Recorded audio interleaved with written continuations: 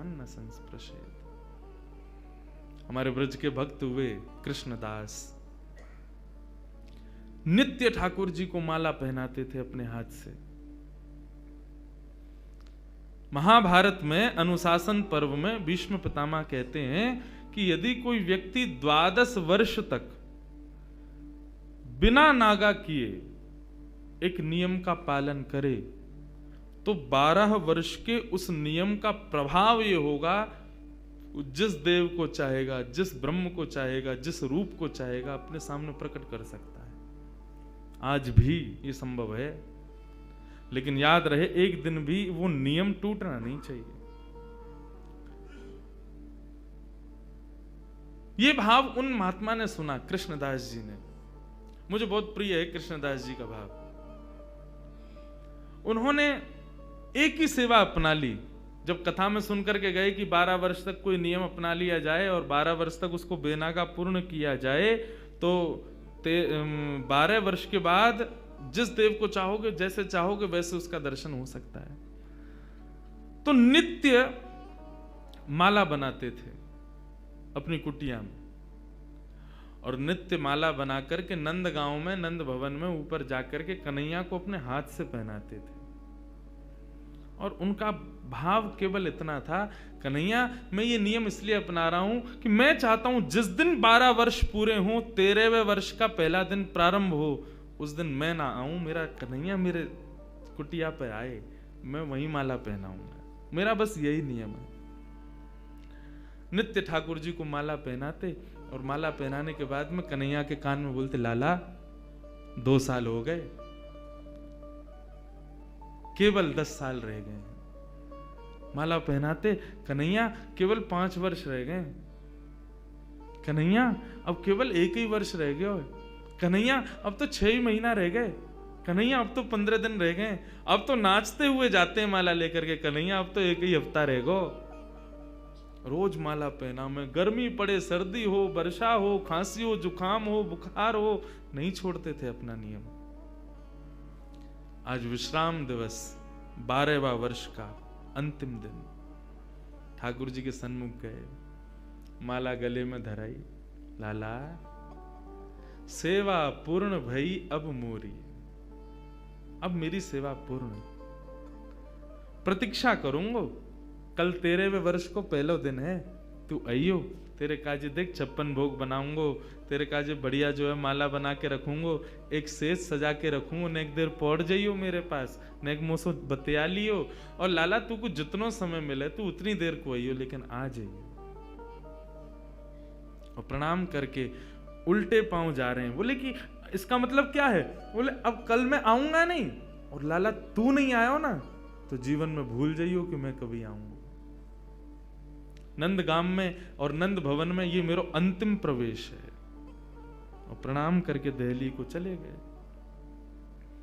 56 भोग सजाए, दुनिया भर की सामग्री बनाई, सुंदर सुंदर माला तैयार करी, एक कन्हैया की, बाकी के सबरे ग्वाल बालन की। बोले बछड़ा बछिया आमेंगे संग में, उनको माला पहनाऊंगा, उनके का जो भंडारो है उनके का भी 56 भोग सजाऊंगा। सबके लिए सब तैयार किया।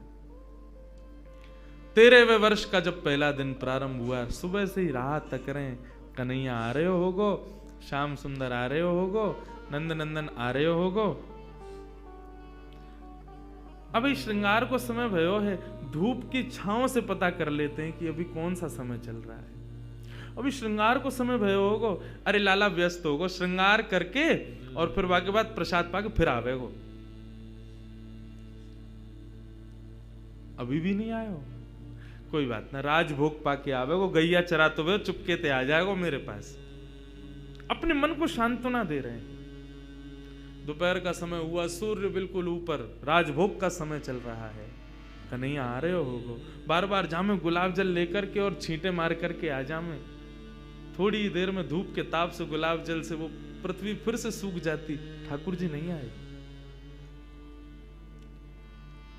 गैया चरा के दूर चलोगे होगो, शाम को आवेगो, लौटते समय आ जाएगो, 4 बजे आ जाएगो। सूर्य अस्ताचल को जा रहा है और प्रतीक्षा कर रहे हैं। कन्हैया आ रहे होगो, गुलाब जल को छींटा करें, बार बार माला पे जल छिड़क दें, कहीं कोई मक्खी बैठ नहीं जावे 56 भोग पे, वाको विचार करें और फिर देखने लगे कन्हैया आ रहे होगो, नहीं आए श्याम सुंदर। कोई बात ना, शाम को ओलाई करवा करके और फिर रात्रि को प्रसाद पाके कन्हैया फिर आवे वो, तब भी नहीं आए।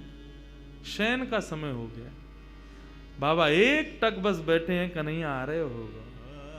है सके नंदरानी यशोदा नंद बाबा को शयन करवा के आवे गो। रात्रि हो गई, नहीं आए ठाकुर जी। कृष्णदास जी मुस्कुराने लगे।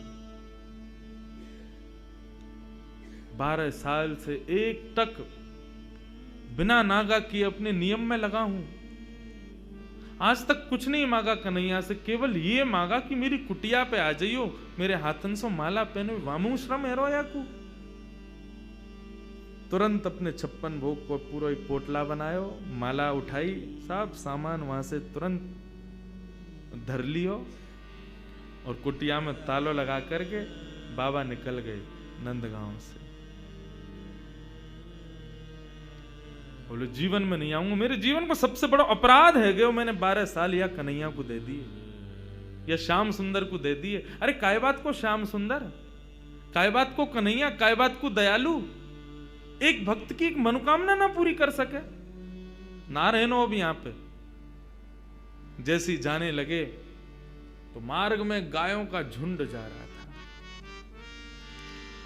जैसे उस झुंड में प्रवेश करने लगे, सोचते हुए जा रहे हैं, कुछ विचार नहीं हो रहा है। जैसे भीतर प्रवेश करने लगे, इतने में ही एक ग्वारिया आया और ग्वारिया ने आकर के हाथ पकड़ो, बाबा बाबा बाबा गैया चढ़ जाएंगी ऊपर।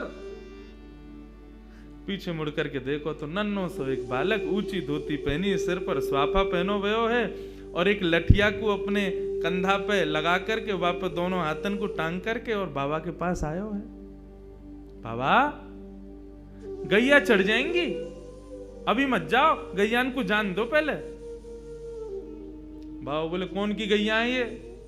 बोले नंद बाबा की गैया हैं। कितनी गैया और हैं? बोले अभी बाबा बहुत हैं। कितना समय लगेगा? बोले बाबा अभी समय लगेगा, इन्हें सबन ने जान दो, फिर तुम चले जाइयो, तब तक यहाँ बैठ जाओ, आ जाओ, नेक मोते बतिया लो। बाबा बैठ गए, पूछने लगे कहां से हो, क्या हो, कैसे, कहा, सब बात चलने लगी। बोले वो सब बाद में बताऊंगा बाबा, ये बताओ यहाँ में तो देसी घी की सुगंध आ रही है, या मैं कहा धरो भीतर?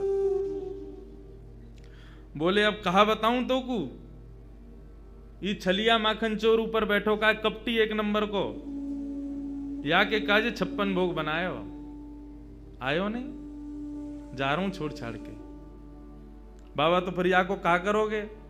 बोले आप का करूंगा, नेक दूर जाके मैं खा लूंगा। बोले नेक दूर जाके का खाओ, यहीं खा लो, नेक नेक मुंह को दे दियो। बाबा बोले हाँ ठीक है भाई, चल यहीं खा लें। पोटली खोल करके सब निकाल के सामग्री और बाबा ने खाई। ले तू भी ले ले।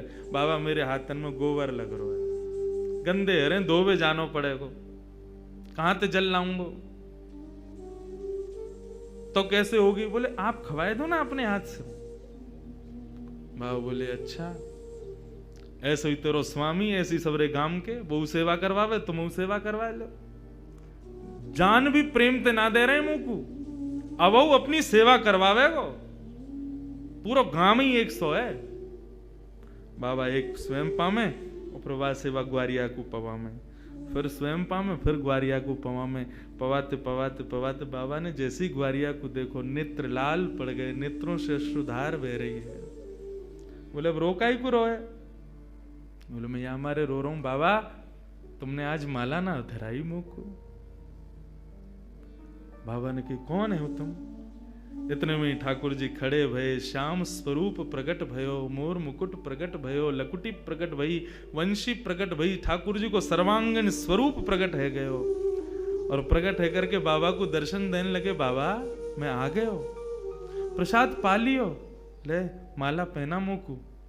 आज मेरो पूरे दिन मन ना लगो, क्योंकि 12 साल ते रोज तेरे हाथन की बनी माला नित्य मेरे अंग को स्पर्श करती। मुंह को ऐसा ना लगता कि माला स्पर्श कर रही है, मुंह को लगती कि मेरो कृष्णदास मुंह से लिपटो भयो है।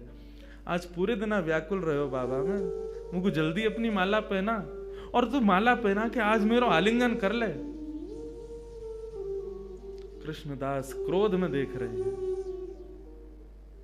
नहीं पहनाऊंगा, आज नहीं पहनाऊंगा, आज ये माला किसी और के गले में जाएगी। ठाकुर जी बोले कौन के गले में? बोले मैं यह विचार कर रहा हूं कि मैंने बरसानो जावे को मन बनायो तो कन्हैया प्रकट है गयो। यदि ये माला जाकर के किशोरी जी को ही धरा दूंगा और वहीं जाकर के उनके चरणन में ही रहूंगा, जहां जावे की इच्छा मात्र से कन्हैया प्रकट है गयो। यदि वहीं निवास करूंगा तो कन्हैया तो रोज आवेगो। ठाकुर जी हाथ पकड़े, पांव पकड़े। कृष्णदास बोले अब ना रुकूंगा, अब तो किशोरी जी के चरणन में ही जाके रुकूंगा। सीधे दौड़े, पीछे पीछे ठाकुर जी दौड़ रहे। अरे बाबा रुक जा, अरे नेक रुक जा, मेरी सुन तो ले। बोले जो कहनी है मां अदालत में आके पेशी करियो, अब तो मैं वहीं रहूंगा। दौड़ करके गए और जाकर के सबसे पहले अपना नाम बदलो, अब ते मैं राधा दास। किशोरी जी के चरणन में जाकर के माला धरा दी और जैसे ही प्रणाम करके किशोरी जी को देखो है तो वही किशोरी जी में श्याम सुंदर, वही श्याम सुंदर में किशोरी जी, ऐसा भाव उनके सामने प्रकट है गयो। कहने को अभिप्राय भागवत भी इस बात को स्वीकार करे कि तस्य भाव प्रभावेण विरहोस्मान न संस्पृशेत। यदि किशोरी जी की शरण ले ली जाए तो ये श्याम सुंदर कभी कोई को विरह ना दे सके। ये श्याम सुंदर नित्य किशोरी जी के ही हैं, उन्हीं के ही हैं।